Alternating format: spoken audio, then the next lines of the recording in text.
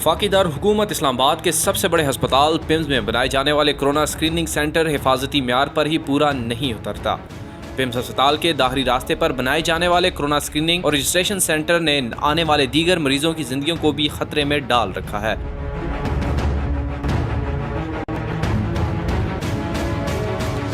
इंतजामी नाअहली के बाइस मरीज अस्पताल के दाखिली रास्ते से दाखिल होते ही अनजाने में कोरोना सेंटर जाने का खतरा मोल ले रहे हैं। वफाकी दारुल-हुकूमत के सबसे बड़े अस्पताल में डॉक्टरों और कोरोना सेंटर के मुश्तबा मरीजों से नंबरदार आजमा होने वाले पैरा मेडिकल स्टाफ को हिफाजती सहूलियात देने में भी नाकाम है।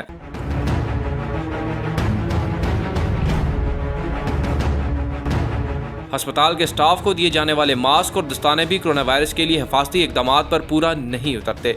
इब्तदाई तौर पर हुकूमत की जानिब से बैरून ममालिक से आने वाले अफराद को ही मुश्तबा डिक्लेयर करके टेस्ट की सहूलियत दी जा रही है। इस्लामाबाद रावलपिंडी के रिहायशी शहरियों को प्राइवेट तौर पर 6 से 8 हज़ार का महंगा टैक्स करवाने की तजवीज़ दी जा रही है।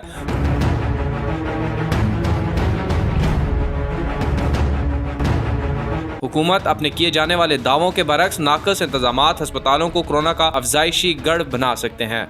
Tausif Ali Swati, public ITV, Islamabad.